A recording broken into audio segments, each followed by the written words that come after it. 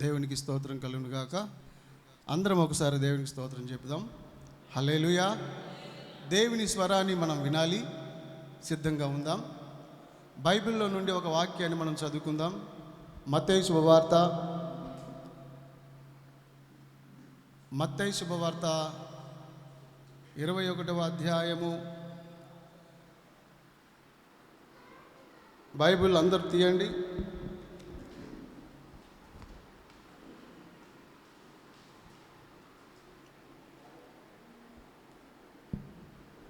Hallelujah, hallelujah, praise the lord. మత్తయి శుభవార్త 21వ అధ్యాయము. బైబిల్ ఉన్న వాళ్ళందరూ కూడా తీయండి, అందరం చదువుకుందాం.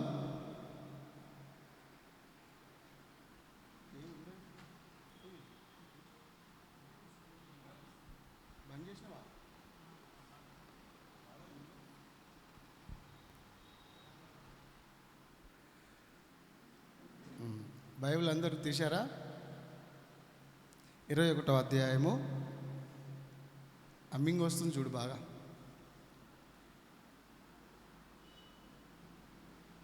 యేసుక్రీస్తు ప్రభు తన పరిచర్యలో సువార్త చేసే దినాలలో ఆయన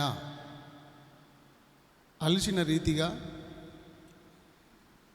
ఒక ప్రయాణం, ఒక గ్రామానికి వెళుతుండగా జరిగిన సంఘటన ఏంటంటే, ఆయన సువార్త సేవలో అలసిపోయి ఆకలి కొని ఒక చెట్టు దగ్గరికి వచ్చారు. మనం చదువుకున్న సందర్భం అదే. ఆ చెట్టు దగ్గరికి వచ్చి ఆకలి తీర్చుకుందాం అనుకుంటే ఆ చెట్టుకు ఒక్క ఫలం కూడా లేదు అనేటువంటి విషయాన్ని దేవుడు కనుగొని దానిని శపించాడు. ఆ ఫలములు లేని ఆ చెట్టును శపించగానే అది తక్షణమే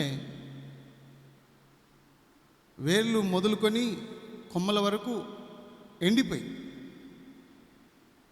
తక్షణమే ఎండిపోయి ఆకులు రాలిపోయినాయి. ఒక మాట, ఆ మాట చదువుకుందాం. మత్తయి శుభవార్త 21వ అధ్యాయము 18 నుంచి 20 వచనాలు.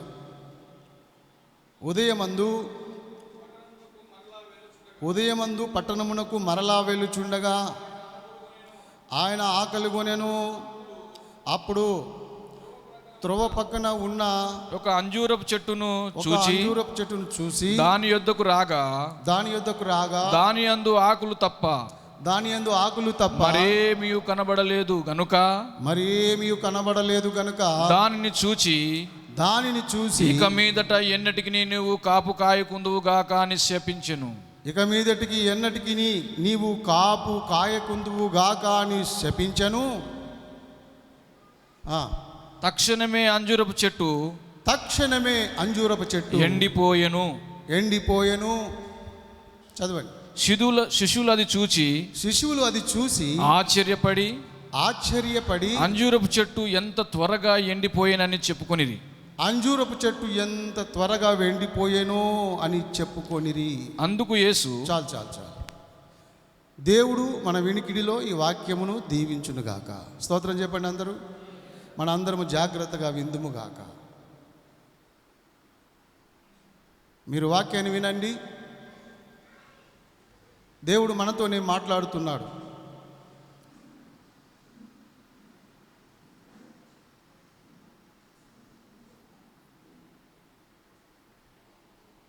దేవుడు ఎప్పుడు శపిస్తాడు?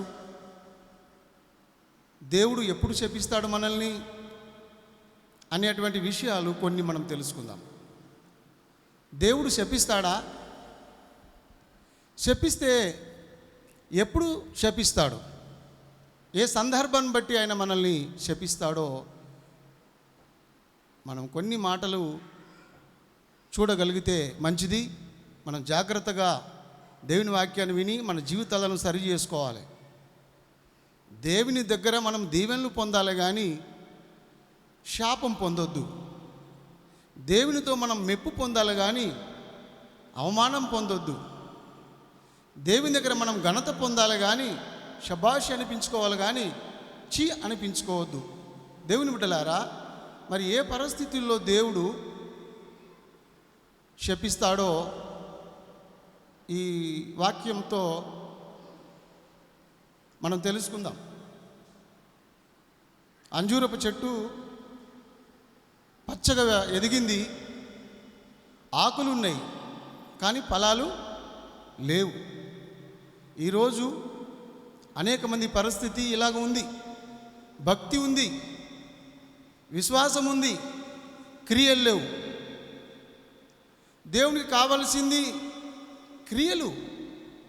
మనం చనిపోయినప్పుడు వచ్చేటివి క్రియలు, మనతో వచ్చేటివి క్రియలు తప్ప ఒట్టి ఆచారాలు కావు. భక్తి పైన భక్తి కాదు.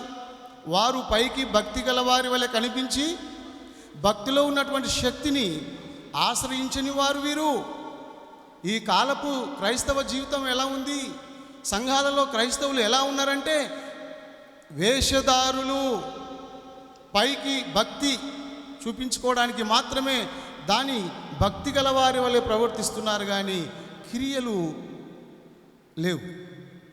చెట్టు కూడా అదే విధంగా ఎదిగింది. పాపం చక్కగా ఎదిగింది, పచ్చగా ఉంది, ఆకులున్నాయి, పుష్టిగా ఉంది, అన్ని రకాలుగా బాగుంది. ఆకులు తప్ప ఫలము లేదు అని యేసు ప్రభు దాన్ని చూశాడు, బాధపడ్డాడు. ఛీ, ఒక్క ఫలమన్న లేకపోయానే నీ దగ్గర. నేను సృజించినందుకు, నిన్ను కలిగించినందుకు, నిన్ను పుట్టించినందుకు, నీ వలన నా ఆకలి తీర్చుకోవాలనుకుంటే ఒక్క ఫలం కూడా నీ దగ్గర లేదు. ఆకులు మాత్రం విస్తారంగా ఉన్నాయి, పచ్చగా ఉన్నావు, సాహారము కలిగి ఉన్నావు, అన్ని విధాలుగానే బాగున్నావు, కానీ నాకు ఆకలి తీర్చేటువంటి ఫలము నీ దగ్గర లేదు. నువ్వు ఉన్న ఒకటే, నువ్వు లేకున్నా ఒకటే అనుకున్నాడు దేవుడు. ఇట్లాంటి వాళ్ళు ఉన్న లాభం లేదు అనుకున్నాడు దేవుడు. ఇలాంటి చెట్టు ఉన్న లాభం లేదు, లేకున్నా లాభం లేదు అనుకొని ఆయన బాధపడి దాన్ని శపించాడు. నువ్వు మరి ఎన్నడూ కూడా ఫలములు ఇవ్వకుందువుగాక, కఠినాత్మురాల వగుదువుగాక, భ్రష్ట మనసుకు నేను నిన్ను అప్పగిస్తున్నానని దేవుడు వాక్యంలో రాయబడినట్లు కొంతమందిని భ్రష్టాత్మమునకు, భ్రష్ట మనసుకు అప్పగించేసి వదిలిపెట్టేస్తాడు దేవుడు. ఆ వృక్షమును, ఆ చెట్టును, అంజూరపు చెట్టును అదేవిధంగా శపించి వెళ్ళిపోయాడు. తన ఆకలి తీర్చలేనటువంటి చెట్టు ఎందుకు? మనం కూడా దేవుని కొరకు ఫలించకపోతే, దేవుని కొరకు మనము ఫలించకపోతే అదే పరిస్థితి, శాపము పొందుకునేటువంటి పరిస్థితి మనం తెచ్చుకోకుండా జాగ్రత్త పడాలని దేవుడు చెప్తున్నాడు. దేవుని కార్యాల విషయంలో, దేవుని సేవ విషయంలో, దేవుని పనుల విషయంలో మనం దేవుని కొరకు ఫలించకపోతే దేవుని శాపం పొందుకునవలసినటువంటి పరిస్థితి వస్తుందేమో అనేటువంటి భయము మనలో ఉండాలి. చాలామందికి ఏమి లేదు, క్రియలు. సామెతల గ్రంథము 3:33లో జ్ఞాని అయిన సొలొమోను మహారాజు చెప్పిన మాట ఏంటి తెలుసునా? సామెతలు 3:33లో అంటుండ ఆయన ఏమని అన్నాడు? ఆగండి. భక్తిహీనుల ఇంటి మీదకి యెహోవా శాపము వచ్చును, నీతిమంతుల నివాస స్థలమును ఆయన ఆశీర్వదించును. వింటున్నారా? భక్తిహీనులు చాలామంది ఉన్నారు. భక్తిహీనత అంటే ఏంటిది?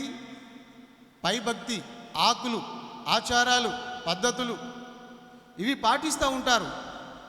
ఆకులు ఉన్నాయి, క్రైస్తవుడుగా ఉన్నావు, పేరు మార్చుకున్నావు, బాప్తిసం పొందుకున్నావు, మందిరానికి వస్తున్నావు, పోతున్నావు, అంత మాత్రాన దీవెనలు రావు. దేవుని ఆకలి తీర్చేటువంటి వృక్షముగాను ఉండాలి. దేవుని ఆకలి తీర్చేటువంటి విశ్వాసిగా నువ్వు ఉండాలి. దేవుని కార్యములను నెరవేర్చే విశ్వాసిగా నువ్వు ఉండాలి. దేవుని కార్యముల పట్ల ఆసక్తి కలిగి ఉండాలి. ఆయన సేవ పట్ల ఆసక్తి కలిగి ఉండాలి. ఆయన మందిర సేవలో ఆసక్తి కలిగి ఉండాలి. నా వంతు ఏంటి, నేను ఈ మందిరంలో నేనేం చేయాలి, నా పాత్ర ఏంటి, ఆసక్తి కలిగి ఉండాలి. ఆసక్తి లేని పరిస్థితిలో ఆచారాలే ఉంటే మాత్రం, నువ్వు ఒట్టి క్రైస్తవురాలుగా ఉంటే మాత్రం శాపమునకు గురి అయ్యే అవకాశాలు ఉన్నవి. ఒక సేవకునిగా ప్రేమతో మనందరం కూడా దేవుని యొక్క వాక్యాన్ని గ్రహించి దేవుని కొరకు మనము ఫలించుదాము, ఆత్మ ఫలము ఫలించుదాము. దేవుడు కోరేది అదే, ఫలించాలి, మనం ఫలించాలి. అవ్వాదములతో అన్నమాట అదే, మీరు ఫలించి అభివృద్ధి పొంది విస్తరించి భూమిని నిండించండి, భూమిని లోపరుచుకోండి, ఏలండి, నేను మీకు సర్వాధికారం ఇస్తున్నా, మీరు ఫలించండి. ఫలములు లేని ఎవరినైనా, ఏ వృక్షమునైనా, ఏ చెట్టునైనా ఆయన శపించాడు. దేవుని బిడ్డలారా, నాకు చాలా బాధ అనిపించింది. ఎందుకు ప్రభు ఆ వృక్షమును శపించినావంటే ఫలములు లేవు. మరి దేవునికి ఏం కావాలి? ఫలాలు కావాలి. ఆచారాలు కదా కావాలా? కాదు, ఫలాలు కావాలి. మనం ఫలించాలి ఆయన కోసం. అందుకే ఆ చెట్టును ఆయన శపించాడు. తక్షణమే ఆ చెట్టు వేర్లు మొదలుకొని కొనల వరకు ఎండిపోయి, శిశువులు అది చూసి ఆశ్చర్యపడ్డారు. ఇంత తొందరగా ఎండిపోయింది. దేవుని యొక్క శాపము ఇలాగుంటుందా? అమ్మో, దేవుని శాపానికి మనం గురి కావద్దు. దేవుని ప్రేమ పొందుకోవాలి, దేవుని కనికరాన్ని పొందుకోవాలి, దేవుని దయ సంపాదించుకోవాలి, దేవుని కృపలో మనం నిలిచి ఉండాలి. దేవుని నుండి మనం ఆశీర్వాదం పొందుకోవాలి, దేవుని నుండి మనము దీవెనలు పొందుకోవాలి, శక్తిని పొందుకోవాలి, పరిశుద్ధాత్మ అభిషేకాన్ని పొందుకోవాలి, ఆయన ఇచ్చే వరాలు పొందుకోవాలి, ఆయన ఇచ్చే ఫలాలు పొందుకోవాలి, ఆయన ఇచ్చే పరసంబంధమైనటువంటి ఈవులను మనం పొందుకోవాలి. కానీ శాపం పొందుకోవద్దు. దేవునికి మనం విరోధంగా ఉండొద్దు, దేవునికి మనం వ్యతిరేకంగా ఉండొద్దు, దేవునికి ఇష్టంగా మారాలి, దేవునికి కష్టంగా ఉండొద్దు, అసహ్యంగా ఉండొద్దు. దేవుడు మనం చూసి మెచ్చుకోవాలి, ఆయన మనల్ని చూసి నవ్వాలి, స్మైల్ ఇవ్వాలి. ఆయనకు మనం విరోధముగా ఉండొద్దు, ఆయనకు కోపం పుట్టించే వాళ్ళుగా ఉండొద్దు. ఆయనకు వేరుగా ఉండి ఎవరు ఫలించలేరు. నాకు వేరుగా ఉండి మీరు ఫలించలేరు. నాకు అంటుకట్టబడి ఉంటేనే మీరు ఫలించగలుగుతారు, ఫలిస్తారు, మరి ఎక్కువగా ఫలిస్తారు, బహుగా ఫలిస్తారు. మీరు నాకు అంటు కట్టుకొని ఉండాలి, నాతో మీరు ఉండాలి, మీలో నేను ఉండాలి. ఆచారాలు కాదు అని దేవునితో వైర్యం పెట్టుకొని ఎవరైనా బతకగలుగుతారా? దేవుడు శపిస్తే ఎవరైనా బతకగలుగుతారా? దేవునికి విరోధులైతే ఎవరైనా బతకగలుగుతారా? సాతాను శ్రమలైన మనం భరించవచ్చు, సైతాను పెట్టే శోధనలైన మనం భరించవచ్చు, కానీ దేవునితో మాత్రము ఆటలు ఆడవద్దు, ఆయనకు విరోధంగా ఉండొద్దు, ఆయనకు కోపం పుట్టించొద్దు, ఆయనకు వ్యతిరేకంగా ఉండొద్దు. లోక స్నేహం దేవునితో వైర్యము. బైబిల్ చెప్తుంది, లోక స్నేహం ఎక్కువ చేస్తే ఆటోమేటిక్గా మనం దేవునికి వైరులం అయిపోతాం, శత్రులం అయిపోతాం. అప్పుడు ఆయన శపిస్తాడేమో. ఆ చెట్టును శపించినట్టుగా ఈరోజు దేవుని కొరకు నువ్వు ఫలించకపోతే నిన్ను శపిస్తాడేమో. మనం జాగ్రత్త పడవలసిన అవసరం ఎంతైనా ఉంది. స్తోత్రం చెప్పండి, హల్లెలూయా. ఏం చేయాలి మనం? దేవుని కొరకు ఫలించాలి. దేవుని కొరకు ఫలించని ప్రతివాడు శపించబడును. దేవుని కొరకు మనం ఫలములు ఇవ్వాలి.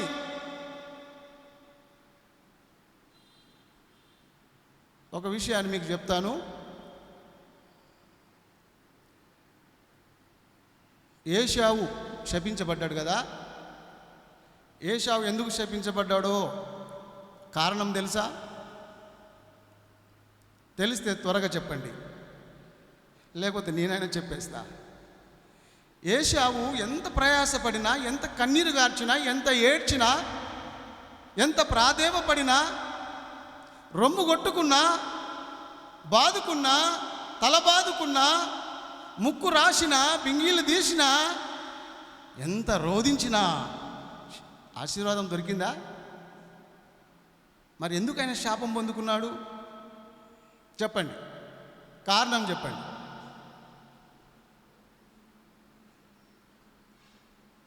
చెప్పరేంటి? ఏశావు ఎందుకు శపించబడ్డాడు? యాకోబు ఎందుకు దీవించబడ్డాడు? పాపం మిమ్మల్ని ఇబ్బంది పెట్టడం నాకు ఇష్టం లేదు, నేనే చెప్పేస్తా. కానీ నేర్చుకోండి. ఏశావు చేసిన తప్పు ఏంటంటే నిర్లక్ష్యము, అశ్రద్ధ, లేక ఆలస్యము. ఆలస్యం చేస్తే అమృతం విషంగా మారే ప్రమాదం ఉంది అని తెలుసుగా. ఆలస్యం చేశాడు ఏశావు. వాళ్ళ అయ్యే చెప్పిండు ఇస్సాకు, బిడ్డ నాకు ఆకలి అవుతుంది, మంచి మాంసం తీసుకురా అన్నాడు. ఏశావు అరణ్య మార్గంకి వెళ్ళి ఒక లేడీని చంపి వేట మాంసం తీసుకొని తొందరగా వచ్చి అలా నాయనకు తినిపిస్తే దీవెనలు వస్తుండే. హల్లెలూయా. ఆయన చేసిన పొరపాటు ఏంటంటే చెట్టు కింద కూర్చుండు, నిద్రపోయిండు. వేట మాంసం దొరికింది, మెల్లగా ఇద్దాంలే మన ఆయనకు అనుకున్నాడు. జర అలసిపోయినట్టుండి పాపం, బిజినెస్ చేసి వేట చేసి డుమ్మ కొట్టేసిండు. చెట్టు కింద పడుకుండు చల్లగా. ఈయనకు ఆకలి అవుతుంది. ఎవరికి చెప్పండి? వాళ్ళ తండ్రికి, ఇస్సాకు గారికి ఆకలి అవుతుంది. ఆకలితో అలమటిస్తుండు. అయ్యో మా కొడుకు ఇంకా రాకపోయే. ఆ టైంలో ఏం చేసిండు? ఎవరు వచ్చిర్రు? యాకోబు దిగిండు. దేవునికి స్తోత్రం చెప్పండి. హల్లెలూయా. టైంకి యాకోబు మందకెళ్ళి ఒక లేత మేకపిల్లని వధించి వాళ్ళ మమ్మీ చక్కగా కూర వండి త్వరగా ఆ మటన్, ఆ మాంసాన్ని, ఆ కూరను, ఆ వంటకములను తీసుకొని వచ్చి అలా డాడీకి ఇచ్చాడు. ఆయన ఫుల్ ఆకలి మీద ఉన్నాడు. అర్థం చేసుకోండి, ఆయన ఫుల్ ఆకలి మీద ఉన్నాడు. ఎవరు బిడ్డ అంటే నేనే ఏశావును అన్నాడు. ఏదో జరిగింది, అదంతా మనకు అనవసరం. ఆ అన్నము తిన్నాడు ఈయన. ఆ మాంసం తిని ఏం చేసిండు? 2 చేతులు యాకోబు మీద పెట్టి ఇక దీవెన దీవెన దీవెన దీవెన, హల్లెలూయా. ఉన్న దీవెనలన్నీ యాకోబు మీదకి ఏమైనాయి? చూడండి, ఆదికాండంలో ఆ మాట చూస్తాం మనము. ఆదికాండము 27వ అధ్యాయం అని చూడండి. ఆదికాండము 27వ అధ్యాయము. ఇస్సాకు యాకోబును దీవించిన తర్వాత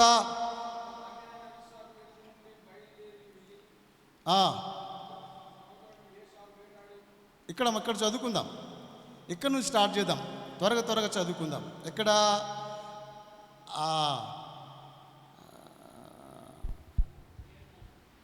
34 నుంచి చదువుకుందాం.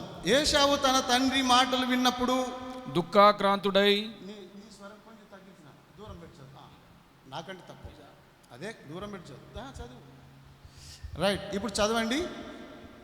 34. ఏశావు తండ్రి మాటలు విన్నప్పుడు, ఏశావు తన తండ్రి మాటలు విన్నప్పుడు దుఃఖాక్రాంతుడై పెద్ద కేక వేసి ఓ నా తండ్రి నన్ను దీవించుమని తన తండ్రితో చెప్పాను.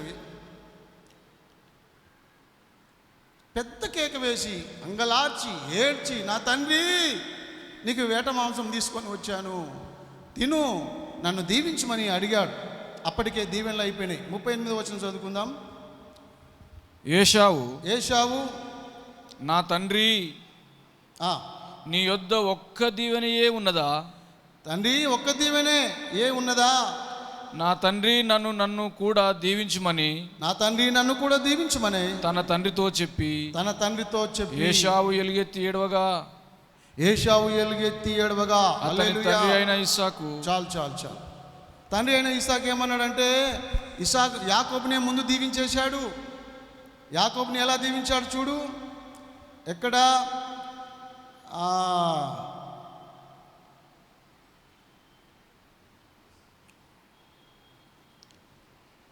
ఇస్సాకు మిక్కుటముగా 39వ వచనం చదువుకుందాం. నీ నివాసము భూసారము, ఇది కాదు, పైన 37వ వచనాలు. అందుకు ఇస్సాకు, ఇదిగో అతని నీకు ఏలికగా నియమించి అతని బంధుజనందరినీ ఇస్సాకు అందరినీ అతనికి దాసులుగా ఇచ్చి తిని, ధాన్యమును ద్రాక్షరసం ఇచ్చి అతని పోషించి తిని కనుక, నా కుమారుడా నీకేమీ చేయగలనని ఏశావుతో ప్రత్యుత్తరమియ్యగా, అన్నీ కూడా యాకోబుకే ఇచ్చేశాను, యాకోబుకే దీవించేశాను. ఏశావు నీకు ఒక్క దీవెన కూడా లేదు బిడ్డ. ఇదే సందర్భంలో ఒక మాట చదవండి. ఎబ్రీ పత్రిక 12వ అధ్యాయము 17వ వచనం. ఎబ్రీ పత్రిక 12:17లో ఉంది. ఏశావు ఆ తర్వాత ఆశీర్వాదం పొందగోరి, ఏశావు ఆ తర్వాత ఆశీర్వాదం పొందగోరి కన్నీళ్లు విడుచుచు దాని కోసం శ్రద్ధతో వెదికినను మారు మనసు పొందని అవకాశము దొరక విసర్జించబడ్డాడు. మీరు ఎరుగుదురు. హల్లెలూయా. ఎంత బ్రతిమిలాడినా, ఎంత ఏడ్చినా, ఎంత ప్రలాపించినా విసర్జించబడ్డాడు. ఆశీర్వాదం దొరకక, మారు మనసు పొందే అవకాశం దొరకక అతడు విసర్జించబడి శాపగ్రస్తుడయ్యాడు. ఓకే, ఎందుకు శాపగ్రస్తుడయ్యాడు? కారణం ఏంటి? ఆలస్యం. ఏం చేశాడు చెప్పండి? తమ్ముడు ముందొచ్చాడు, అన్న వెనకొచ్చాడు. తమ్ముడు చెడ్డోడో, పడ్డోడో, దుర్మార్గుడో ఎవరో ఆయన ఆకలి అయితే తీర్చారు. హల్లెలూయా. ముందు వచ్చాడు. యాకోబు మోసగాడే కావచ్చు, కానీ ఆయన ఆకలి తీర్చడానికి ముందు ఆహారం తీసుకొని వచ్చి ఆకలైన టైంకి ఆహారం పెట్టాడు. కడుపు నిండా తిని ఇస్సాకు కడుపు నిండా భోజనం చేసి యాకోబుని ఆయన ఆశీర్వదించేశాడు. ఇవి ఏశావుకు పోవలసినటువంటి దీవెనలే, ఇవి ఏశావు పొందుకోవలసినటువంటి దీవెనలే. కానీ యాకోబు పొందుకున్నాడు. ఎందుకంటే మందా మందిరానికి ఎవరు ముందు వస్తే వాళ్ళకే దీవెనలు. దేవుని కార్యాల విషయమై ఎవరు ముందుంటే, ఎవరైతే ముందడుగేస్తారో వాళ్ళకే దీవెనలు. దేవుని విషయంలో ముందు ఉండాలి. అందరు వచ్చినాక నేను వస్తలే, అదేంటి? ఏశావులాగా అయిపోతావు. నువ్వు యాకోబులాగా ఉండాలి. నువ్వు టైంకి రావాలి, టైంకి సమయాన్ని పాటించాలి. దేవుని ఆరాధించే విషయంలో ముందుండాలి, ప్రార్థించే విషయంలో ముందుండాలి, ఇచ్చే విషయంలో ముందుండాలి, పరిచర్య విషయంలో ముందుండాలి, దేవుని విషయంలో, ఆయన కార్యక్రమముల విషయంలో ముందు ఉండాలి. అప్పుడు దేవుడు నిన్ను నిండారు దీవిస్తాడు. ఎనుకోల గురించి ఉంచాడు. ఇక ఆయన ఎవరు ముందు వస్తే వాళ్ళకే దీవెనలు. నీ కొరకు బస్సు ఆగుతుందా? నువ్వు టైంకి రావాలి. బస్సు నీ టైం కాదు. నీ కొరకు ట్రైన్ ఆగుతుందా? నీ కొరకు ఏరోప్లేన్ ఆగుతుందా? ఫ్లైట్ ఆగుతుందా? నువ్వు ముందుండాలి. మందిరం విషయంలో వెనక్కి వస్తే దీవెనలు ఆగుతాయా? ఎవరు ముందొచ్చి ఇక్కడ పరిచర్య చేస్తారో, ఎవరు ముందొచ్చి కుర్చీలు వేస్తారో, ఎవరు ముందొచ్చి పట్టలు వేస్తారో, ఎవరు ముందొచ్చి సిస్టమ్ పెడతారో, దేవుని యొక్క పరిచర్య, దేవుని ఆరాధించడానికి సిద్ధపరుస్తారో వాళ్ళు ఖచ్చితంగా రాబో రోజుల్లో వారి పిల్లలు దేవుడు గొప్పగా ఆశీర్వదిస్తాడు. నమ్మిన వాళ్ళు స్తోత్రం చెప్పండి. వెనకొస్తున్న వాళ్ళందరికీ శాపం తప్ప ఆశీర్వాదం లేదు. అట్లయితే వాక్యం అబద్ధమవుతుంది. నీకు ఇష్టం వచ్చినట్లుగా వస్తున్నావు, నీకు ఇష్టం వచ్చినట్లుగా ప్రవర్తిస్తున్నావు, నీకు ఇష్టం వచ్చినట్టుగా బ్రతుకుతున్నావు. నీకు దాత లేడు, భయం లేదు, భక్తి లేదు, నీకు దేవుని భయం లేదు, నీకు ఒక సేవకుని భయం లేదు, నీకు నువ్వే గర్వం అనే గుర్రం ఎక్కి తిరుగుతున్నావు. జాగ్రత్త. శాపము తప్ప ఆశీర్వాదం మిగులదు బిడ్డ. మిగులుతుందని అనుకోకు. ఏశావు భ్రమపడ్డాడు, చెట్టు కింద పడుకున్నాడు. మెల్లగా తీసుకొని పోతలే మా డాడీకి, నేను అలసిపోయాను కదా అనుకున్నాడు. గురక కొట్టిండు, నిద్రలోకి వెళ్ళిపోయిండు. ఆశీర్వాదాలు మొత్తం వెళ్ళిపోయినాయి. అమ్మా, సహోదరి, నువ్వు చురుకు కలిగి ఉండాలి. చురుకుతనం. మందిరం టైం అనగానే 10 గంటలు అనగానే 10 గంటలకు పిల్లల్ని సిద్ధపరచుకోవాలి, భర్తను సిద్ధపరచాలి, టిఫిన్ ఏదైనా సిద్ధపరచుకోవాలి, టైం పాటించాలి. టైంకి వస్తేనే కానీ దీవెనలు దొరకవు. ఇది నా మాట కాదు, ఇది మన దేవుని మాటలు. చెప్పండి స్తోత్రము. హల్లెలూయా. ఏశావు ఎందుకు శాపగ్రస్తుడయ్యాడంటే, యాకోబు ఎందుకు దీవించబడ్డాడంటే, యాకోబు ముందున్నాడు, ఏశావు వెనకబడ్డాడు. దేవుని కార్యాలకు యాకోబు ముందున్నాడు, ఆయన వెనకబడ్డాడు. అశ్రద్ధ మంచిది కాదు. నిర్గమకాండంలో ఒక మాట చూడండి. నిర్గమకాండంలో ఏముంది చూడండి ఒకసారి. నిర్గమకాండము 48:10 వచనం చదివిస్తుంది. నిర్గమకాండము 48:10 చదవండి ఎవరైనా. అయ్యా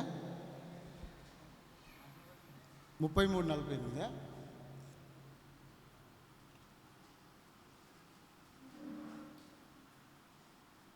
ఓకే. యెహోవా కార్యములను అశ్రద్ధ చేయువారు శాపగ్రస్తులైతారు.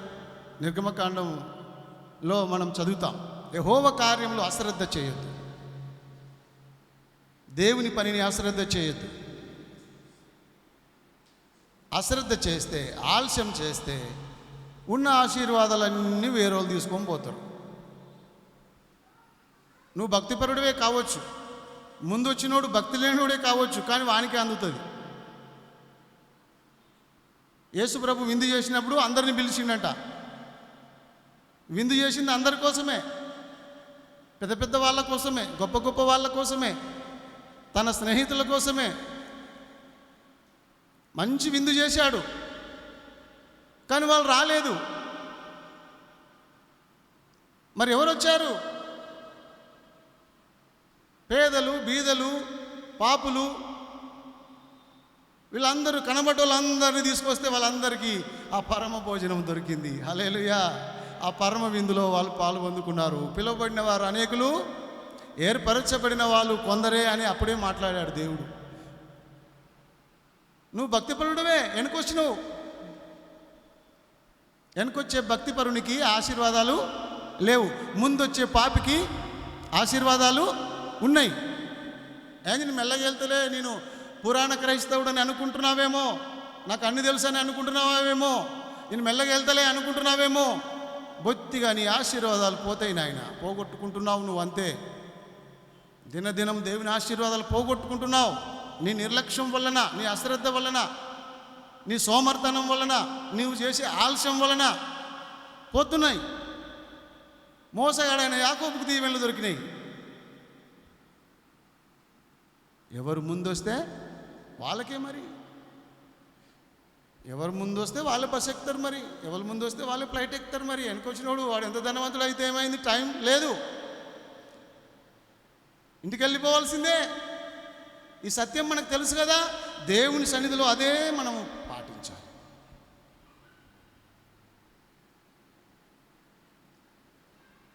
వ్యవసాయ కాలం వచ్చింది కదా, ఎవరు ముందు పంట వేస్తారో వాళ్ళకి ఎక్కువ దిగుబడి వస్తుంది, వెనకేసిన వాళ్ళకు పురుగులు పడతాయి. మీకు తెలుసా?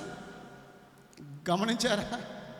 పంట వేసేటప్పుడు చూడండి, టైంకి వేయండి, మంచి దిగుబడి, మంచి బరకత వస్తుంది. లేట్గా వేస్తారు చూడండి, వానికి మాత్రం పడేది పురుగులే. ఏమంటావు? తెలుసా మీకు వ్యవసాయం పద్ధతి? వెనకేస్తే ఏం పడుతుంది? పురుగులు పడతాయి, పురుగు తలుగుతుంది, రోగాలు తలుగుతాయి, శాపం తలుగుతుంది. అందుకనే ముందు వేయాలి, ఏదైనా జాగ్రత్త పడాలి. ముందు ఎంతైనా మంచిదే. దేవుడు మొదటిదే కోరుతున్నాడు. హల్లెలూయా చెప్పండి, స్తోత్రం. హల్లెలూయా. దేవుని మాటలు వినకపోతే శాపగ్రస్తుడు అవుతావు. శాపగ్రస్తుడు అవ్వడానికి దేవుడు శపించే సమయం ఏంటంటే, ఆయన మాట వినకపోతే కూడా శపిస్తాడు. ఆయన సమయం పాటించకపోతే శపిస్తాడు, ఫలములు ఇవ్వకపోతే శపిస్తాడు, ఆయన మాట వినకపోతే కూడా శపిస్తాడు. అవ్వాదామును దేవుడు సాతానుగా అన్ని శపించాడు. ఎందుకయ్యా అంటే, ఎందుకమ్మా అంటే, వాళ్ళు దేవుని మాట వినలేదు, అందుకే శపించబడ్డారు, పాపం వచ్చింది. ఇప్పటి వరకు ఆ పాపమే ఏలుతుంది లోకాన్ని. ఎప్పుడొచ్చింది పాపము? దేవుని మాట వినకపోతే. దేవుని మాట వినకపోతే నీకు వచ్చేది ఆశీర్వాదం కాదు, పచ్చి శాపం. కొంతమంది దేవుని మాట వినరు. విననొల్ల నీ ప్రజలు, లోబడనొల్ల నీ ప్రజలు. దినమెల్లా యేసయ్య చేతులు చాపుతున్నాడంట. లోబడనొల్ల నీ ప్రజల వైపు దినమెల్లా యేసయ్య చేతులు చాపుతున్నాడు, ప్రేమతో పిలుస్తున్నాడు, దయతో పిలుస్తున్నాడు, జాలి చూపుతున్నాడు, రండి అని. కానీ ఆయన మాట వినక అనేక మంది శాపగ్రస్తులుగా మారిపోయారు. ఆ రోజు అవ్వాదాము దేవుని మాట వినకనే పాపం తెచ్చారు. ఎవరి మీదకి వస్తుంది శాపము? చెప్పండి. దేవుని మాట వినకపోతే శాపం వస్తుంది. ఆలస్యం చేస్తే, దేవుని పనిలో వెనకబడితే, ఆలస్యం చేస్తే శాపం వస్తుంది. దేవుని కొరకు మనం ఫలించకపోతే, ఫలాలు దేవుని కొరకు ఇవ్వకపోతే శాపం వస్తుంది. శాపము ఏ సందర్భాల్లో వస్తుందో మనం బైబిల్లో తెలుసుకోవాలి, జాగ్రత్త పడాలి. ఈ మాటలు వింటున్న ప్రతి బిడ్డలు జాగ్రత్త పడాలి. మీరు దీవించబడాలనే, మీరు రక్షింపబడాలనే దేవుడు కోరుతున్నాడు. మీరు పరలోకం చేరాలనే కోరుతున్నాడు. మీరు అబ్రహాము యొక్క ఆశీర్వాదాలకు వారసులు అవ్వాలనే దేవుడు కోరుతున్నాడు. మీరు, మీ పిల్లలు, మీ కుటుంబము ఆశీర్వదించబడాలనే దేవుడు కోరుతున్నాడు. కానీ ఎవరు శపించబడాలని దేవుడు కోరట్లేదు. కానీ తనకు తానే శాపగ్రస్తులుగా చేసుకుంటున్నారు దేవుని మాట వినక. బైబిల్లో కీర్తన గ్రంథం ఒక మాట చదవండి. 119వ కీర్తనలో 21వ వచనం ఏమన్నారు ఆయన? దేవుని ఆజ్ఞలను విడిచి తిరుగువాడు, ఆ గర్విష్ఠులను గద్దిస్తున్నావు, నీ ఆజ్ఞలను విడిచి తిరుగువాడు శాపగ్రస్తుడగును. చూసారా? గర్విష్ఠులకు దేవుడు గద్దిస్తున్నాడు. గర్విష్ఠులారా, నా మాట వినక నా ఆజ్ఞలను విడిచి తిరుగుతున్నటువంటి వారలారా, మీరు శాపగ్రస్తులు. రేపు పచ్చి నరకములో పడబోతున్నారు. పచ్చి నరకములో పడబోతున్నారు. దేవుని ఆజ్ఞలను విడిచి తిరుగువారలారా, ఆజ్ఞలను అతిక్రమించు వారలారా, దేవుని మాటలను వినని వారలారా, మీరు శాపగ్రస్తులు అని బైబిల్ గ్రంథంలో దేవుడు మన కోసం రాసి ఉంచాడు. నిర్గమకాండం చూడండి. నిర్గమకాండము 11వ అధ్యాయము 2వ వచనంలో ఒక చక్కటి మాట రాసి ఉంచారు. దేవుడు మన కోసమే రాశాడు. నిర్గమకాండం 11:2. కాబట్టి తన చెలి కాని వద్దా, తన చెల్లి కత్తె యొద్ద ప్రతి స్త్రీను 11 నిర్గమకాండం 11:2-3 వచనాలు. యెహోవా ప్రజల ఎడల ఐగుప్తీయులకు కటాక్షము కలగజేసెను. అదిగాక ఐగుప్తు దేశములో మోసే అను ఆ మనుషుడు ఫరో సేవకుల దృష్టికిని ప్రజల దృష్టికిని మిక్కిలి గొప్పవాడాయను. నిర్గమకాండం 11:3 వచనం. 2వ వచనమా? 2వ వచనం ఇంతకుముందు చదివింది. దేవునికి స్తోత్రం కలుగును గాక. దేవుని మాట వినకపోవడం వల్ల, దేవుని ఆజ్ఞలను విడిచి తిరుగుట వలన శాపము వస్తుందని అక్కడ కూడా నిర్గమకాండంలో కూడా మనం చూస్తున్నాం. దేవుని బిడ్డలారా, మనం జాగ్రత్త పడాలని దేవుడు మన అందరినీ ప్రేమతో కోరుతున్నటువంటి విషయం ఇది. హల్లెలూయా చెప్పండి. దేవునికి స్తోత్రము. హల్లెలూయా. మరొక విషయంలో మనం చూడొచ్చు, శాపము ఎందుకు ప్రజలు పొందుతున్నారో దేవుని వాక్యంలో మనం చూడవచ్చు.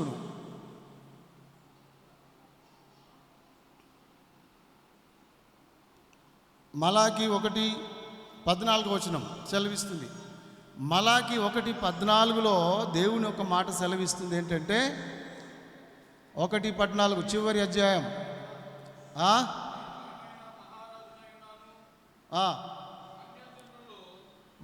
మైక్ చదువు. మలాకి 1:14. నేను ఘనమైన మహారాజునై ఉన్నాను, నేను ఘనమైన మహారాజునై ఉన్నాను, అన్యజనులలో నా నామము భయంకరమైనదిగా ఎంచబడుచున్నదని సైన్యములకు అధిపతియగు యెహోవా సెలవిచ్చుచున్నాడు. కాబట్టి తన మందలో మగది ఉండగా యెహోవాకు మొక్కుబడి చేసి చెడిపోయిన దానిని అర్పించు వంచకుడు శాపగ్రస్తుడు. చెడిపోయిన దానిని అర్పించే వంచకుడు శాపగ్రస్తుడు. అంటే దీని అర్థం ఏమైందంటే, తన మందలో శ్రేష్టమైనవి ఉండగా, గొర్రె మందలో శ్రేష్టమైనటువంటివి ఉండగా, బలమైనవి, పుష్టికరమైనటువంటివి, ఏడాది మగ గొర్రెపిల్ల తన మందలో శ్రేష్టమైనది ఉండగా చిక్కిపోయినది, ఏమంటున్నాడు దేవుడు? చిక్కిపోయినది, చెడిపోయిన దాన్ని నాకు అర్పించే వంచకుడు. దేవునికి శ్రేష్టమైంది ఇవ్వాలి. హల్లెలూయా. శ్రేష్టమైంది ఇచ్చినప్పుడు మనం దీవెనలు పొందుతాము. లేకపోతే ఏం పొందుతున్నాము? ఏమొస్తుందంట? లేకపోతే శాపము. చెడిపోయిన దాన్ని నాకు ఇస్తావా? బక్కచిక్కిపోయిన దాన్ని నాకు ఇస్తావా? ఇదేనా నా పైన ఉన్న నీకున్న ప్రేమ? నా పైన నీకున్న ప్రేమ, అభిమానం ఇదేనా? నేను గొప్ప మహాగణుడను, గొప్ప రాజును అంటూ ఆయన చెప్తూ వచ్చాడు. నేను సైన్యములకు అధిపతియగు యెహోవాను,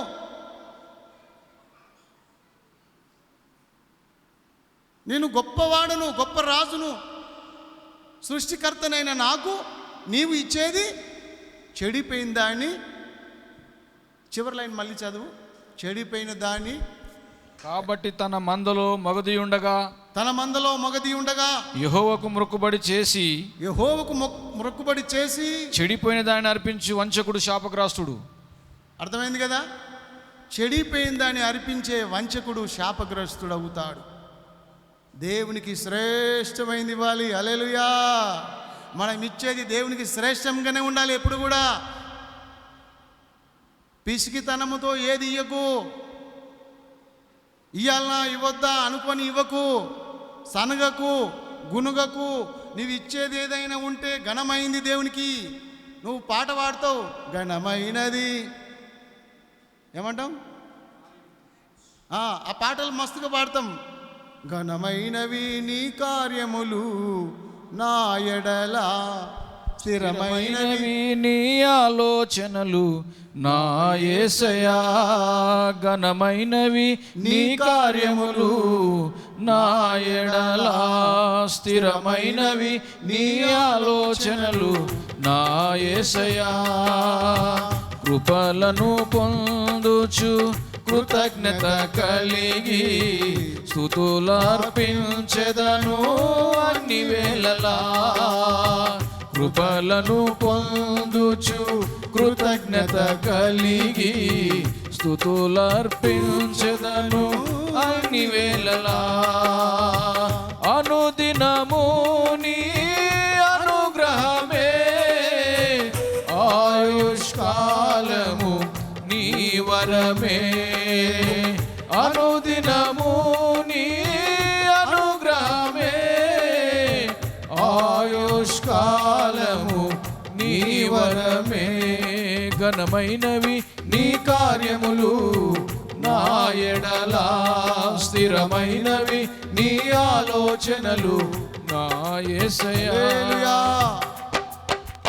మనం ఆరాధిస్తున్న దేవుడు ఘనమైన వాడు, మనం సేవిస్తున్న దేవుడు గొప్పవాడు, సృష్టికర్త అయినటువంటి దేవుడు, మనకు ప్రాణభిక్షం పెట్టినవాడు, మనం రక్షించడానికి తన ప్రాణాన్ని సిలువలో అర్పించినటువంటి వాడు, ప్రేమ పూర్ణుడు, ప్రేమమయుడు. ఆయనకు నీవిచ్చే కానుక శ్రేష్టమైంది ఇవ్వాలి. ఆ రోజు ఏబేలు కయీను ఇద్దరు అర్పణలు తెచ్చారు. ఆదికాండం 4వ అధ్యాయంలో మనం చూడవచ్చు 3వ వచనంలో, ఏబేలు శ్రేష్టమైనవి, తన మందలో శ్రేష్టమైనవి దేవునికి తెచ్చి అర్పించను. దేవుడు ఆయన అర్పణను అంగీకరించెను. హల్లెలూయా. తెచ్చి కొవ్విన వాటిని తెచ్చి యెహోవా ఏబేలును అతని అర్పణను లక్ష్యపెట్టెను. ఆమేన్, హల్లెలూయా. ఏబేలు శ్రేష్టమైనది ఏది నా మందలో? తెచ్చెను. పక్క చిక్కిపోయినవి కావు, గుడ్డివి కావు, కుంటివి కావు, రోగంతో ఉన్నటువంటివి కావు. శ్రేష్టమైనవి నా మందలో ఏవి అని లెంకి వాటిని కనుకొని అవి తీసుకొచ్చి యెహోవాకు బలిగా అర్పించినప్పుడు యెహోవా ఏబేలు బలిని అంగీకరించెను. కయీను అర్పణ ఆయన త్రోసివేసెను, లక్ష్య పెట్టలేదు. కాబట్టి కయీనుకు మిక్కిలి కోపం వచ్చింది. చాలు, హల్లెలూయా. ఏబేలు బలిని దేవుడు అంగీకరించాడంటే ఆయన బలి శ్రేష్టమైనదిగా ఉంది. ఆయన ఇచ్చే కానుక బహుశ్రేష్టమైనది ఉంది. దేవుని మీద ఉన్న ప్రేమను చూయించేది కానుకే. దేవుని కార్యముల పట్ల మనం చేసేది దేవుడికి ఇచ్చే కానుకనే శ్రేష్టమైనదిగా ఉండాలి. ఏదో ఇద్దామా ఇయ్యొద్దా, ఎవరికి కావాలి బాబు నీ కానుకలు? పిసికితనముతో ఇయ్యొద్దని పౌలు కొరింథీ సంఘంలో బోధించాడు. ఉత్సాహముతో ఇచ్చువాని దేవుడు అధికముగా దీవిస్తాడు. ఉత్సాహముతో సంతోషంగా ఏదైనా దేవుని కొరకు చేయాలి. కానీ ఎవరో ఈమంటే, ఎవరో బలవంతం చేస్తే, ఎవరో నిన్ను విసిగిస్తే, ఎవరో నిన్ను ఎంబడబడితే ఎంతో కొంత ఆయనకి ఇచ్చేస్తే ఆశీర్వాదాలు వచ్చేస్తాయా? ఎవరు చెప్పవసరం లేదు. నీకు నీ ప్రభువు మీద నీకున్న ప్రేమ నువ్వు గుర్తించినట్లయితే, ఆయన పరిచర్య నువ్వు గుర్తించినట్లయితే, ఆ సత్యంను నువ్వు గుర్తించినట్లయితే ఎవరు చెప్పాలి నీకు? ఎవరు చెప్పవలసిన అవసరం లేదే.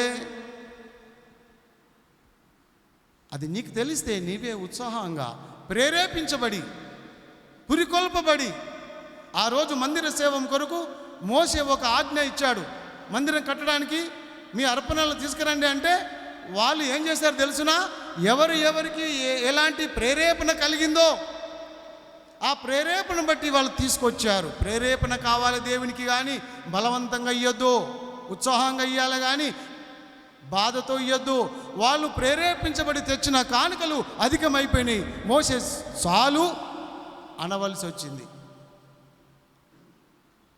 ఈరోజు అలాంటి భక్తులు కావాలి, లేవాలి, ఆశీర్వాదం పొందాలి. ఏబేలు ఇచ్చిన శ్రేష్టమైన అర్పణ దేవుడు అంగీకరించాడు కదా. గలతీ పత్రిక 6వ అధ్యాయం 6వ వచనంలో రాయబడింది కదా, ఉపదేశం పొందువాడు ఉపదేశించువానికి, వాక్యోపదేశం పొందువారు ఉపదేశించువానికి, ఉపదేశించేటువంటి వారికి మంచి పదార్థములన్నిటిలోను భాగము ఇయ్యవలెను. హల్లెలూయా. బోధింపబడుతున్న మీరు బోధించువానికి శ్రేష్టమైన దాంట్లో భాగం ఇవ్వడానికి నేర్చుకోవాలి. చెప్పవలసిన అవసరం లేదు. అప్పుడే పుట్టిన బిడ్డకు చెప్పొచ్చు. ఇప్పుడు బార్మన్స్ వంది బాప్తిసం పొందినోనికి చెప్పొచ్చు. కానీ పురాణ క్రైస్తవులుగా ఉన్నారు కదా, కాలములు గడిచిపోతున్నాయి, సంవత్సరాలు గడిచిపోతున్నాయి, ఎన్నో బోధలు వింటున్నాము, ఎన్నో చేస్తున్నాము, కానీ కరగరే. రాయి సముద్రంలో వేస్తే రాయిలో నీళ్ళు వస్తాయా? సముద్రంలో రాయి ఉంటుంది కానీ రాయిలో సముద్రం ఉండదు, నీళ్ళు ఉండవు. అది రాయే. కఠినాత్ములే, శాపగ్రస్తులుగానే ఉండిపోతారు. దేవుడు ఎవరినైతే భ్రష్ట మనసుకు అప్పగిస్తారో వాళ్ళు అలా ఉండిపోతారు. దానికి ఏం చేయలేము, ఎవరి కర్మ వాళ్ళదే. శ్రేష్టమైనది దేవుని సేవ కోసం మనం అర్పించకపోతే ఈరోజు సేవ జరగదు. ప్రపంచంలో మందిరాలు కట్టబడవు, స్కూల్స్ కట్టబడవు, కాలేజీలు కట్టబడవు, బైబిల్ ఏమంటే వీటిని బైబిల్ తరగతులు ఇచ్చే కళాశాలలు కట్టబడవు, మందిరాలు కట్టబడవు. ఈరోజు విద్య పంచుతున్నారే మన క్రైస్తవ సంస్థలు. వైద్యం చేపిస్తున్నారు, కళాశాలలు చదువులు చెప్పిస్తున్నారు, బైబిల్ కళాశాలలు కట్టిస్తున్నారు, ఎంతోమందికి సహాయం చేస్తున్నారు, అనాథలకి, విడోస్కి ఎంతోమందికి సహాయపడుతున్నారు. ఈరోజు మన క్రైస్తవ సంఘాలు, సంస్థలు. అంటే అయ్యగారు పారబట్టి కష్టం చేస్తున్నాడా? అయ్యగారు ఏమైనా చంపేస్తున్నాడా ఎండలో పోయి? కాదు. సంఘ బిడ్డలు ప్రోత్సహిస్తున్నారు కాబట్టి, గొర్రెలు కంటున్నాయి కాబట్టి, సంఘము సేవకు సహకరిస్తుంది కాబట్టి ఈరోజు సంఘాలు ఎదుగుతున్నాయి. నిస్వార్థంగా దేవుని సేవ కొరకు సంఘము అర్పించుకుంటుంది కాబట్టి సంఘ నాయకుడు ఒక పాస్టర్గా ఉండి ఆయన సేవ చేయగలుగుతున్నాడు. ఈరోజు సంఘం పట్టించుకోకపోతే ఏ సేవకుడు సేవ చేయడు. నేను ఇక్కడ నుంచి చెప్తున్నాను కదా, సంఘము పట్టించుకోకపోతే ఎలాంటి సేవకుడు సేవ చేయలేడు. ఆకాశుండి దేవుడు ఆ డబ్బుల మూట పడేయలేడు. ఆయన ఎవరి ద్వారా ఇస్తాడంటే సంఘం ద్వారానే దేవుడు ఇప్పించి సేవ చేపిస్తాడు. హల్లెలూయా. పాస్టర్కి ఎక్కడి నుంచో పైనుంచి మూట రాదు. ఒకవేళ అమెరికా నుంచి వచ్చినా విదేశాల నుంచి వచ్చినా సంఘస్థులు ఇచ్చిందే. గుర్తుపెట్టుకోండి. వాళ్ళకి అమెరికా డబ్బు వస్తుందంట. మరి ఎక్కడి నుంచి వస్తుంది అమెరికా డబ్బు? అక్కడ ఉన్న విశ్వాసులు సమర్పించుకొని ఈ భారతదేశాన్ని రక్షించడానికే కదా వాళ్ళు సమర్పించుకుంటున్నారు. మన కుకునూరులో కట్టిన చర్చి ఎవరు కట్టించారో మీకు తెలుసా? ఒక పోస్ట్ ఆఫీసర్ పనిచేసేవాడు, తక్కువ జీతం కలిగినటువంటి వాడు. ఒక ఆమె ఇంట్లో పని చేసుకుంటే ఆమె అమెరికాలో బాసన్లు తోమేట ఆమె వాళ్ళ దశ భాగము పోగు చేసి ఈరోజు కుకునూరు మందిరం కట్టిస్తే మీకు తెలుసా ఎవరు కట్టించారో? వాళ్ళు పని చేసుకుంటోలే, కష్టపడుతోలే, నిరుపేదలే. సమర్పణ కలిగి శ్రేష్టమైన దేవునికి ఇవ్వడం వలన ఈరోజు గొప్ప సేవ జరుగుతుంది. హల్లెలూయా. మనకు కూడా మన సంఘం తరపున కూడా గొప్ప సేవ రాబో రోజుల్లో జరుగుతుందని నమ్ముతున్నాను. హల్లెలూయా. మనం కూడా కొన్ని మీటింగ్లు ఏర్పాటు చేయాలి, అనేక మందిని పోగు చేయాలి. మంచి సేవ చేయడానికి మనందరం ముందుకు రావాలి. వెనకబడొద్దు, ముందు ఉండాలి. శ్రేష్టమైన దేవుని కొరకు మనం ఇవ్వాలి.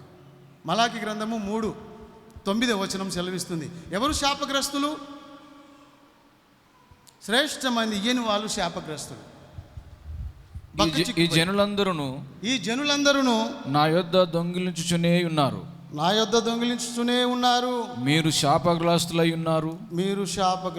ఉన్నారు. హల్లెలూయా. ఏం దొంగతనం చేశారని అడిగారు వాళ్ళు. నా మందిరములో ఆహారం ఉండునట్లు 10వ భాగం అంతయు మీరు నా మందిరంలో నిధుల్లోనికి తీసుకొని రండి. హల్లెలూయా. మానవుడు దేవుని యొద్ద దొంగిలినా చాలు. ఇక్కడ సందర్భం మనం అనేక సార్లు వింటున్నాం. శాపగ్రస్తులై ఉన్నారు అంటున్నాడు ఆయన. మీరు 10వ భాగం కనీసం ఇవ్వలేకపోతున్నారు మీరు సంపాదించిన దాంట్లో. జాగ్రత్త. నా మందిర సేవ కోసం, మందిర పరిచర్య కోసం, మందిరంలో ఉన్న సామాగ్రి కోసం మీరు అర్పించుకోకపోతే, మీ 10% 10వ భాగం ఇవ్వకపోతే మీరు శాపగ్రస్తులుగా ఉన్నారు అని దేవుని వాక్యం మనకు బోధ చేస్తుంది. హల్లెలూయా. హల్లెలూయా. అంజూరపు చెట్టు దగ్గరికి దేవుడు వచ్చి దాన్ని శపించడానికి కారణం దాంట్లో ఫలాలు లేవు. దేవుని కొరకు కావలసిన ఫలాలు లేవు. పచ్చగానే ఉంది, అంత బాగానే ఉంది, ఫలాలు లేవు. ఈరోజు మనం క్రైస్తవులుగా ఉండి లాభం లేదు. క్రియలు ఉండాలి, దేవుని పట్ల ప్రేమ ఉండాలి, దేవుని పట్ల ఆసక్తి కలిగి ఉండాలి.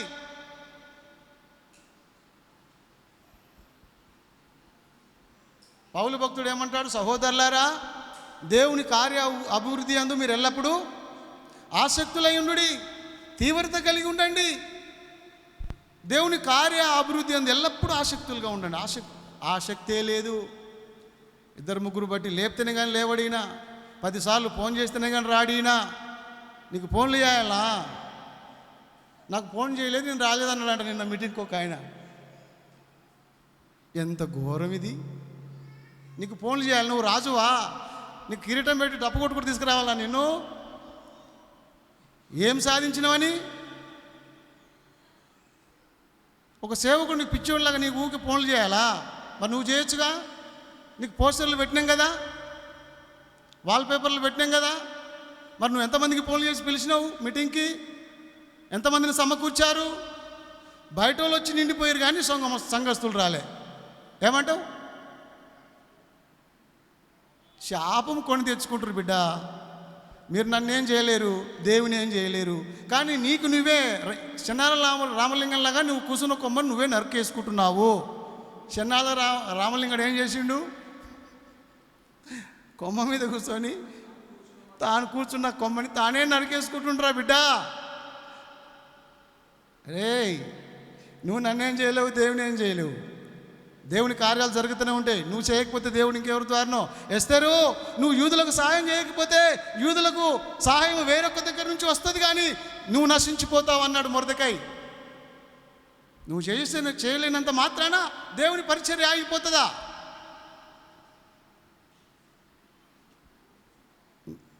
నేను కూడా ఇప్పటి నుంచి ఎవరికి ఫోన్ చేయొద్దు అనుకున్నా. మన సేవ ఏంటో, ప్రభు పిలిచిన దర్శనం ఏంటో, పిలిపేంటో వెళ్ళిపోతే చాలు. ఎవరైనా అవసరం ఉంటే ఫోన్ చేసి, అయ్యా మా ఇంట్లో పుట్టినరోజు ఉందిరా అంటే వస్తా. ఎవరైనా అవసరం ఉండి మా ఇంట్లో కృతజ్ఞత కూడుకుంది రాయ్యా అంటే వస్తా. నాకేం తెలుసు నీ ఇంట్లో పుట్టినరోజు ఉందని, కృతజ్ఞత కూడుకుందని? నువ్వు చెప్తే కదా నాకు తెలుస్తుంది, నేను వస్తా. నువ్వు చెప్పు, నువ్వు ఫోన్ చేయి, ఆశీర్వాదాలు పొందుకో. సేవకునికి రెస్పెక్ట్ ఇవ్వండి, గౌరవం ఇవ్వండి. సేవకుడు అందరినీ ప్రేమిస్తాడు, దేవుని ప్రేమతో అందరినీ ప్రేమిస్తాడు. హల్లెలూయా.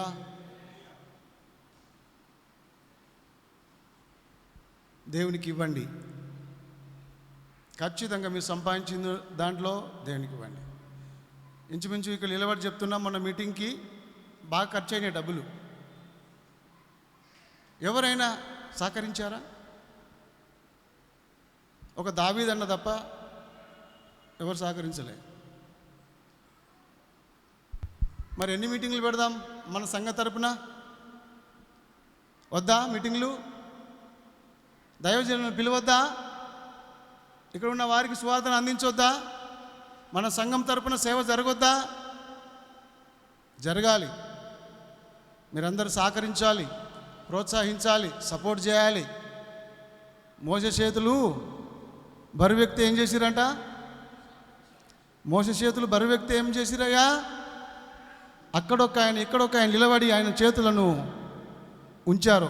అప్పుడు ఇశ్రాయేల్ ప్రజలకి జయం. హల్లెలూయా. దైవ సేవకునికి సపోర్ట్ చేయాలి, ప్రోత్సహించాలి, బలపరచాలి. సేవ జరుగుతుంది, నువ్వు కూడా దీవించబడతావు. చేతులు ముడుచుకొని కూర్చుంటే, నోరు ముడుచుకొని కూర్చుంటే, యేసయ్య నా ఒక్కని కోసమే చచ్చిపోయినట్టు, యేసయ్య నా ఒక్కని కోసమే రక్తం కార్చినట్టు, ఆయన మా ఇంటి దేవుడు అన్నట్టు, మీకు దేవుడు కాదన్నట్టు, మీకు పట్టింపు లేదన్నట్టు, నా ఒక్కనికే ఏం ఆలోచిస్తారు మీరు? ఆయన నా కొరకు చచ్చిపోయింది, మీ కొరకు చనిపోలేదా? మీ కొరకు రక్తం కార్చలేదా? మీకు బరువు బాధ్యత లేదా? మీరు సేవ చేయరా? ఒక సమరయస్సుని సేవ చేయలేదా? సత్యము గ్రహించిన వాళ్ళు ఎవరైనా చేస్తారు. మీకు ఆసక్తి ఉంటే దేవునికి ముందు ఉండండి, దేవుని కొరకు పల్లించండి. ఆలోచన చేయొద్దు. ఆలోచన చేస్తే ఏశావు శాపం పొందిండు. శ్రేష్టమైంది ఇవ్వకుండా శాపం పొందుకుర్రు, ఇవ్వవలసింది ఇవ్వకుండా శాపం పొందుకుంటుర్రు, మందిర సేవానికి ఆటంకంగా ఉండి శాపం పొందుకుంటుర్రు. ఇవన్నీ దేవుని వాక్యంలో మనం చూస్తున్నాం. చివరిగా ఇంకొక మాట చెప్పి ముగించేస్తాను. గలతీ పత్రికలో 3:10 ఏముందంటే, నిలకడగా ఉండని వానికి శాపం వచ్చును అని ఉంది. నిలకడ అనేది కావాలి. నిలకడ అంటే ఏంటి? స్థిరంగా ఉండాలి. మందిరంలో, సంఘంలో అటు ఇటు తిరగొద్దు. ఏముంది చదవండి. 3:10 ధర్మశాస్త్రము విధించిన క్రియలకు సంబంధులందరూ శాపమునకు లోనైన వారు. ఎందుకనగా ధర్మశాస్త్ర గ్రంథముందు వ్రాయబడిన విధులన్నీ చేయుటయందు నిలకడగా ఉండని, ధర్మశాస్త్రమందు రాయబడిన విధులన్నిటినీ చేయుటయందు నిలకడగా ఉండని వాడు ప్రతివాడును శాపగ్రస్తుడని వ్రాయబడి. దేవుని నిబంధనలు, దేవుని ఆజ్ఞలు, దేవుని యొక్క మాటలను మనం అనుసరించకపోతే, వాటి యందు మనం నిలకడగా ఉండకపోతే, దేవుని క్రమశిక్షణలో మనం నిలవకపోతే, దేవుని ఆజ్ఞలలో మనం నిలవకపోతే, ఆయన కట్టడలను మనం అనుసరించకపోతే, ఆయన సేవ విధానాలను, మందిర విధానాలను మనం అనుసరించకపోతే, వాటిలో నిలకడగా ఉండకపోతే ఖచ్చితంగా శాపగ్రస్తులు అవుతారని పౌలు భక్తుడు గలతీ సంఘానికి చెప్పాడు. దీవెనలు రావు. ఏమవుతారంట? నిలకడ ఉండదు. కొంతమందికి స్థిరబుద్ధి ఉండదు. చంచలత్వం, ముఖంలో కత్తెరలు ఉడుకుతాయి. ఇప్పుడు వీళ్ళు ఉంటారు, రేపు ఇంకో దగ్గర ఉంటారు, రేపు ఇంకో చర్చికి పోతారు, రేపు ఇంకో చర్చికి పోతారు, గోవాకి వెళ్తారు, అరే రే రే రే దేశమంతా తిరిగి వస్తారు. ఇది ఏమంటారు? దీన్ని చంచలత్వం. ఇదొక దయ్యం అన్నమాట. దయ్యాలు ఎన్నో ఉన్నాయి. ఇదొక దయ్యం. ఏం దయ్యం ఇది? చంచల దయ్యం. పాట పాడతారు చూడు, ఏ పాట అది? చంచల మనసాడించు బ్రతుకు ఆటను వంచన చేసి నడుపును తప్పు మాటను. చంచల మనసాడించు బ్రతుకు ఆటను వంచన చేసి నడుపును తప్పు మాటను. స్థిర మనసుతో నీ దారిలో సాగనివ్వయా. ఆమేన్. స్థిర మనసు కావాలి. దావీదుకి ఏ మనసు ఉంది తెలుసా? సుబుద్ధి. మోషకు స్థిర బుద్ధి. దానియేలుకు. కొంతమంది భక్తుల గురించి మనం బైబిల్లో చూస్తే వాళ్ళు స్థిరంగా ఉన్నారు. ఈరోజు మనం స్థిరంగా ఉండకపోతే, నిలకడగా ఉండకపోతే శాపం పొందుతాం. ఒక సంఘానికి కట్టుబడి ఉండాలి. ఇప్పుడు ఇది ఈ సంఘమో మరి ఏ సంఘమో అర్థమే కాదు. బాధ్యతలు, బరువులు, పట్టింపులు ఏమి ఉండవు. ఏమనంటే వాడు ఇంకో సంఘానికి వెళ్ళిపోతాడు, అక్కడ పోతే ఇంకో సంఘానికి వెళ్ళిపోతాడు. అంగట్లా అమ్మ అన్నాడంట వాడు. అంగట్లో కలిసి అమ్మ అంటే ఎవరికి పెట్టినావు కొడుక అన్నారంట. ఏదో సామెత ఉంది చూసినావు. అంగట్లా అమ్మ అంటే ఎవరికి పుట్టినావు కొడుక, నా కొడుకువేనా నువ్వు అన్నదంట ఆమె. సంఘంలో కొంతమంది ఈ సంఘ సభ్యుల్లాగా ఉండరు. ఎవరో ఏమో వీళ్ళు. రేపు దేవుడు కూడా లెక్క అడుగుతాడు, నువ్వు ఏ సంఘానికి సంబంధించిన వాడవరా నాయన. ఈ సంఘ సభ్యత్వం వెళ్ళుంది. ఇప్పుడు ఒక సభ్యత్వం రాదామిగా మన సంఘంలో దశభాగం ఇచ్చిన వాళ్ళే ఈ సంఘానికి రావాలను అని రాస్తే, ఇప్పుడు కల్వరి టెంపుల్లో సభ్యత్వం ఉంది. కల్వరి టెంపుల్లో సభ్యత్వం ఉంది. వాళ్ళకి బ్యాచ్ కార్డులు ఉన్నాయి. సిఎస్ఐ సంఘంలో అందరికి సభ్యత్వం ఉంటుంది. బాప్టిస్ట్ సంఘంలో సభ్యత్వం ఉంటుంది. హెబ్రోన్ సంఘంలో సభ్యత్వం ఉంటుంది. సభ్యత్వం లేని సంఘం మనదే. ఫ్రీడమ్, స్వతంత్రులు. ఎక్కడన్నా తిరగవచ్చు, ఏమన్నా తాగొచ్చు, ఏమన్నా తినొచ్చు. మిమ్మల్ని అనేటోడే లేడు. దయచేసి సంఘ క్రమశిక్షణలో ఉండండి. సంఘానికి కట్టుబడండి. రేపు మంచి అయిన షెడ్ అయినా మేము కూడా ముందు వస్తాం. మాకు మంచి అయిన షెడ్ అయినా మీరు ముందు రండి. మనం అనేది ఉండాలి.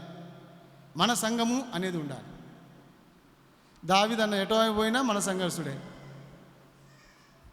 స్వార్థ చేసి వస్తాడు. మళ్ళీ ఆయన దశభాగం అంతా మనకే ఇస్తూ ఉంటాడు పాపం. చిన్న బిజినెస్ చేస్తాడు ఆయన. మీటింగ్ పెడుతురు కదా అని నిన్న ఆయన జమ చేసినవి చూస్తే నాకే బాధ అనిపించింది. 10 రూపాయలు, 20 రూపాయలు ఇన్ని జమ చేసి ఇచ్చాడు. హల్లెలూయా చెప్పండి.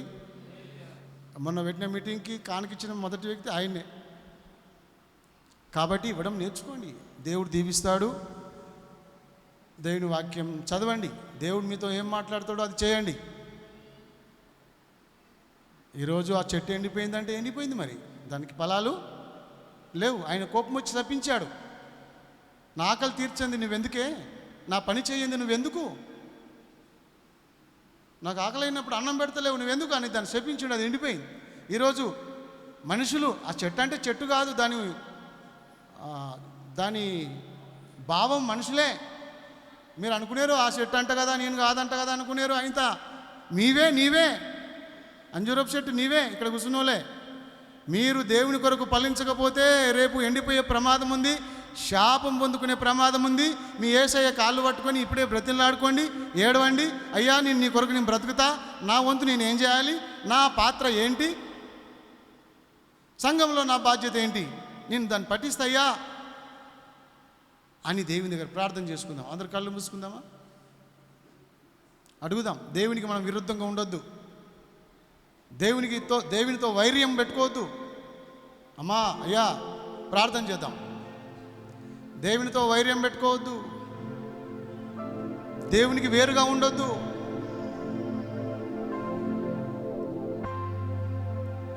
దేవునికి విరుద్ధంగా ఉండొద్దు. లోకమంతా విరోధమైనా పర్వాలేదు, మన బంధువులు మనకు దూరమైనా పర్వాలేదు, మన కుటుంబం మనకు దూరమైనా పర్వాలేదు. ఆ యేసయ్య నీకు దూరం కావద్దు. ఆయన ఉంటే చాలు. నీ జీవితంలో, నా జీవితంలో ఆయన చాలు. ఆయనను సంతోషపరిస్తే చాలు. దేవుని సంతోషపరిచే బిడ్డలుగా మనం ఉండాలి. మన క్రియలు ఉండాలి, ఆకులు కాదు, క్రియలు ఉండాలి. క్రియలు లేని విశ్వాసం మృతం, చచ్చిన శవం లాంటిది. క్రియలు లేని విశ్వాసులారా, దేవుని పరిచర్యకు ముందు ఉండని వారులారా, ఈరోజైనా పశ్చాత్తాపడదాము. దేవుడు అన్నాడు, మొదట నా రాజ్యమును కట్టండి, మొదట నా రాజ్యమును కట్టండి, సువార్త చేయండి, మొదట నా నీతిని వెతకండి.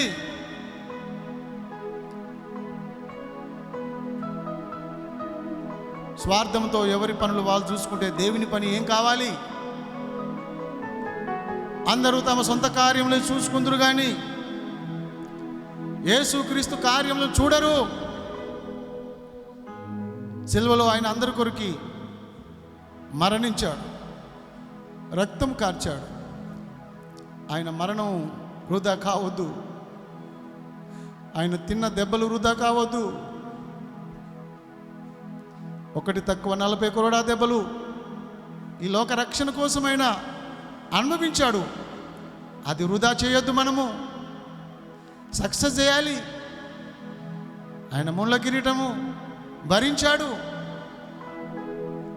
ఈ లోక రక్షణ కోసం ఆయన ముళ్ళ కిరీటాన్ని పెట్టుకున్నాడు. తలలో ముళ్ళ కిరీటాన్ని కొట్టారు. అది మనం వృధా చేయొద్దు, నిర్లక్ష్యం చేయొద్దు, అశ్రద్ధ చేయొద్దు. దేవుని యొక్క సువార్తను ఆయన చేతులను మేకులు కొట్టారు, ఆయన పాదములలో మేకులు కొట్టారు.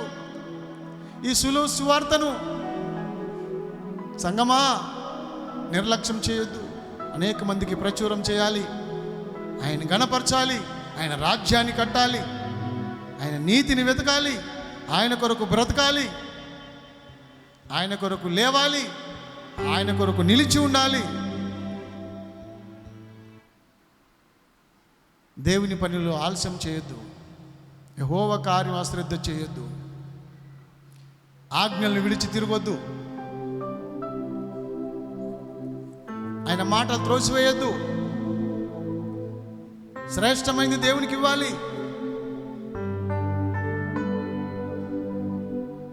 నిలకడగా నిలిచి ఉండాలి.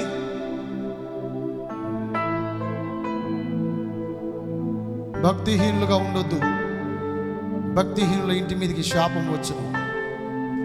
భక్తిహీనత సంపాదించకు, నీతిని సంపాదించు. అయ్యా, నీ కొరకు నన్ను నేను అర్పించుకుంటున్నా, నాకున్నవన్నీ నీవే,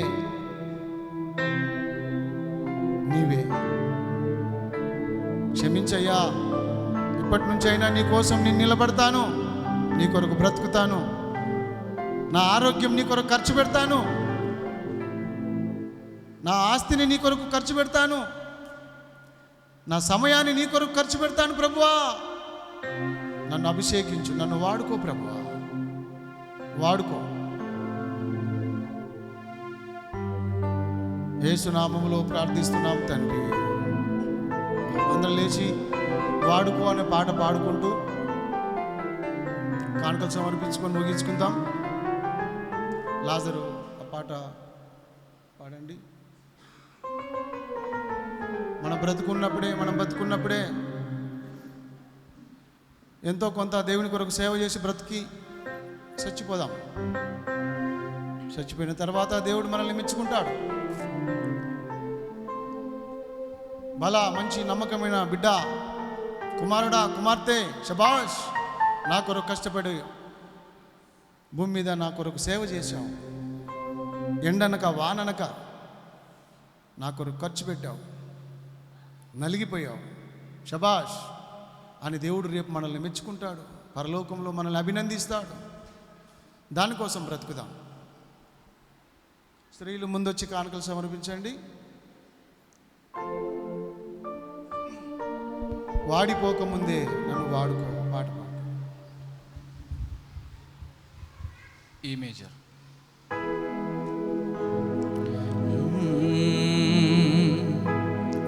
వాడిపోకముందే నన్ను వాడుకో, ప్రొద్దు వాలిపోకముందే నన్ను వాడుకో.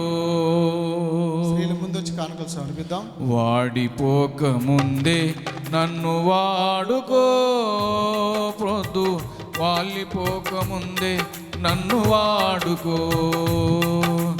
వాడుకో యేసయ్యా, నీ కాడి నే మోస్తా. వాడుకో యేసయ్యా, నీ కాడి నే మోస్తా. వాడిపోకముందే నన్ను వాడుకో, ప్రొద్దు వాలిపోకముందే నన్ను వాడుకో. ఆమేన్. వాడిపోకముందే నన్ను వాడుకో, ప్రొద్దు వాలిపోకముందే నన్ను వాడుకో. నీవిచ్చిన యవ్వన బలము నిర్వీర్యము కాకముందే, నాకున్న సంపదలన్నీ రెక్కలొచ్చిపోకముందే.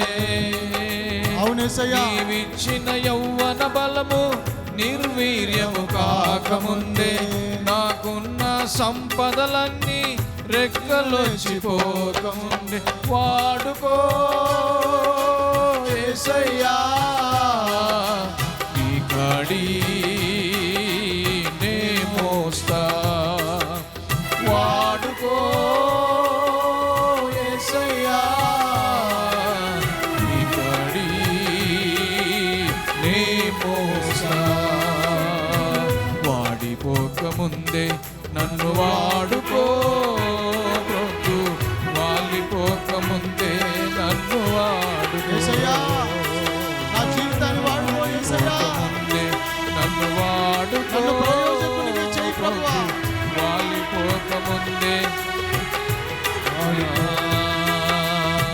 నీవిచ్చిన జీవితానికి వెలుగులింకపోకముందే, నా బ్రతుకు యాత్రకు చీకటింక రాకముందే.